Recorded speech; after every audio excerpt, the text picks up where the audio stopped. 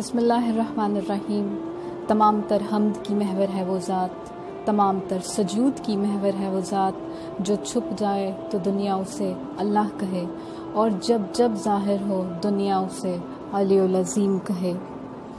تمام علی والوں کو، تمام حلالیوں موالیوں کو، تمام عزاداروں کو، اور ہر اس شخص کو جو اپنے دل میں مالک علی کی محبت کو محسوس کرتا ہے، اسے اللہ کے ہاتھوں پر اللہ کی فطرت، اللہ کے مزاج کا ظاہر ہونا بہت بہت مبارک ہو۔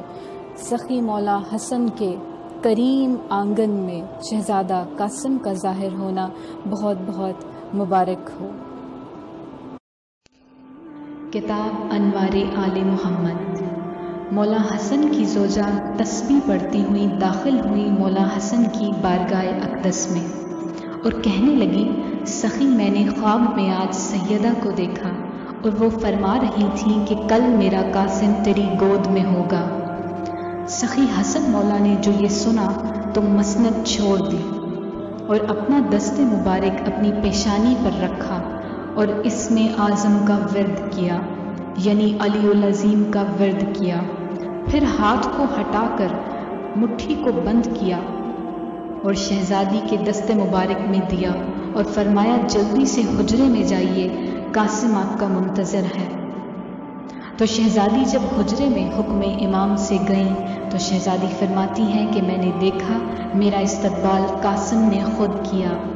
میں نے دیکھا کہ قاسم کے ارد گرد اسماء اور صفات طواف کر رہے ہیں۔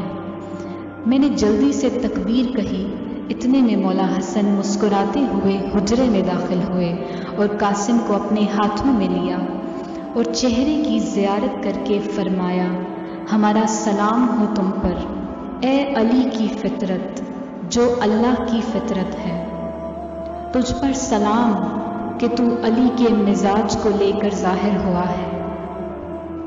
سخی مولا حسین نے کریمے سے نگاہ کی، یعنی اللہ کی کریم نگاہیں قاسم پر ٹھہری تو فرمایا، اے اللہ کی حرکات کے اجتماع، تیرا کیا کہنا؟ تو ہم پر اس کا کرم ہے، کمال ہے اس کے کرم کا، جس نے اپنے ارادوں میں ہمارے ساتھ اپنا بچپن گزارنے کا سوچا اور تجھے ظاہر کر دیا۔ شہزادے قاسم کی آمد کا چرچا مدینے میں ہونے لگا۔ اہل بیت کی مدحت کرنے والوں میں سے ایک شاعر ابن کرزہ نے مولا حسن کے شہزادے کی زیارت کے لیے سفر عشق شروع کیا۔ ابن کرزہ حاضر ہوئے مبارکباد دینے کے لیے مولا حسن کی خدمت میں شہزادہ قاسم کی آمد کی۔ دست ادب جوڑ کر کہنے لگے، مولا میں نے سنا ہے کہ آپ کے ہاں شہزادے کا ظہور ہوا ہے، شہزادہ قاسم کی آمد ہوئی ہے، اور میں نے مدینے میں یہ بھی سنا ہے کہ وہ شہزادہ ہو بہو آپ کی شبیہ ہے۔ مولا میں اس شہزادے کی مدح کے لیے کچھ اشعار لکھ کر حاضر ہوا ہوں۔ مولا حسن اور مولا حسین دونوں تشریف فرما تھے۔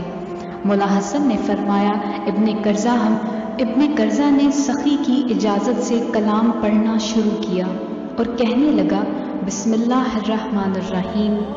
اللہ نے اپنی حمد نازل کی اور اس حمد میں قاسم ایسے نازل ہوا جیسے حمد میں میم ہے، اور اگر حمد سے میم نکل جائے تو حمد نہیں رہے گی۔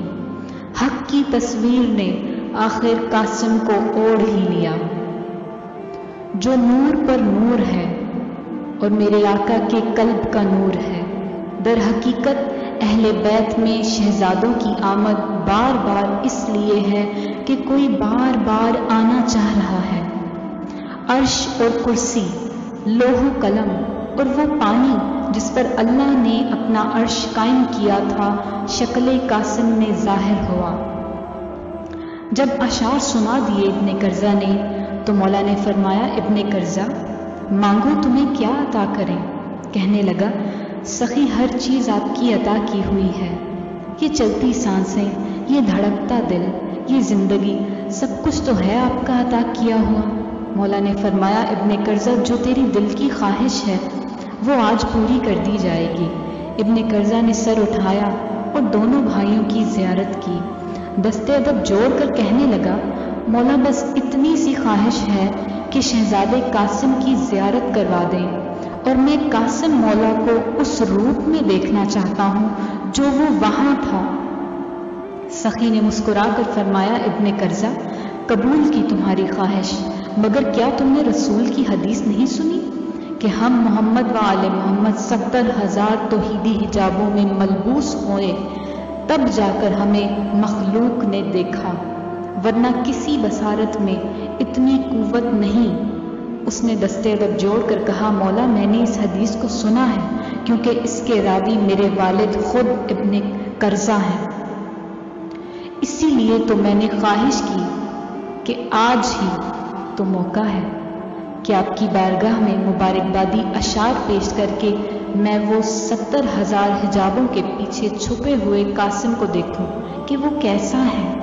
مولا حسن اپنی مسند سے اٹھے اور پردے سے شہزادہ قاسم کو گود میں لیا اور باہر تشریف لائے اور فرمایا، ابن قرظہ، آؤ جو خواہش ہے اسے پورا کرو، لیکن یاد رکھنا پھر تمہاری کیفیت کو ہم پلٹائیں گے نہیں۔ ابن قرظہ نے سر کو جھکا کر کہا، مولا قبول ہے۔ سخی نے شہزادے کو گود میں لیا ہوا تھا کہ آہستگی سے شہزادے کے چہرے سے ایک نقاب ہٹایا۔ ابن قرظہ نے اپنی نگاہیں خدا کے جمال کی طرف ٹکائیں۔ ایک لمحے کے لیے بس دیکھا ابن قرظہ نے، جو تجلی ہونی تھی ہو گئی، مگر ابن قرظہ کی کیفیت ایک لمحے میں بدل گئی اور زبان سے ایک ہی لفظ نکلنے لگا، انتا انتا انتا، تو ہے تو ہے تو ہے۔ ابن قرظہ کی ہر جگہ یہی تسبیح ہو گئی، جہاں جاتا یہی کہتا، انتا انتا، نماز بھی صرف انتا انتا۔ مولا حسن سے ان کے صحابی ابن بشیر نے عرض کی، مولا ابن قرظہ کی یہ کیسی حالت ہو گئی؟ وہ انتا انتا کہتا پھرتا ہے، اسے کہیں قرآن پڑھو، وہ قرآن کھولتا ہے اور ایک ہی لفظ کہتا ہے، انتا انتا، تو ہے تو ہے۔ نماز پڑھتا ہے تو کہتا ہے، انتا انتا، تو ہے تو ہے۔ خانہ کعبہ کے طواف کے لیے گیا تو کعبہ کو دیکھ کر کہنے لگا، انتا انتا، تو ہے تو ہے۔ سخی نے مسکرا کے فرمایا، ابن بشیر، اس نے قاسم کی تجلی دیکھی تھی، اب اس کی نماز بھی قاسم، اس کا کعبہ بھی قاسم۔ مولا حسن کے دور امامت میں ابن قرظہ انتا انتا کے نام سے مشہور ہو گیا۔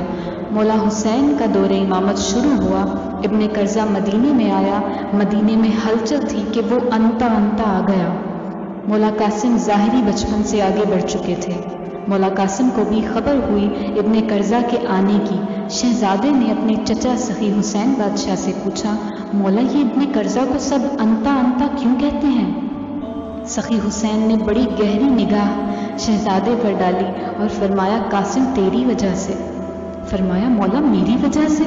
فرمایا، ہاں، تیرے بچپن میں تیری ایک تجلی دیکھنے کے بعد ابن قرظہ کی یہ کیفیت ہو گئی۔ اتنے میں ابن قرظہ مولا حسین کی بارگاہ میں حاضر ہوئے۔ سخی حسین کے قدموں پر اپنے رخسار ملنا شروع کیے۔ سخی حسین نے اٹھا کر سینے سے لگایا اور فرمایا، تو ہمارا مہمان ہے۔ اتنے میں اس کی نظر پہلو میں بیٹھے شہزادے پر پڑی، فوراً پیچھے ہٹا اور کہنے لگا، یا انتا۔ شہزادے نے اس کی طرف نگاہ کی اور بڑی بے نیازی سے فرمایا، ابن قرظہ، بشری لبادے میں لوٹ آ۔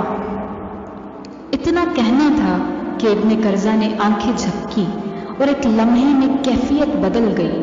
کہنے لگا، میرے مولا، مدحت قاسم کے کچھ اشعار رہ گئے تھے۔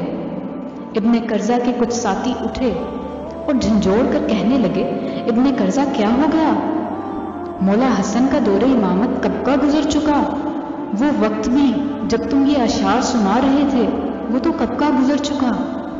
لیکن ابن قرظہ کی کیفیت وہیں تھی۔ تمام علی والوں کی خیر ہو، سلامت رہیں، سدا حق پر قائم و دائم رہیں۔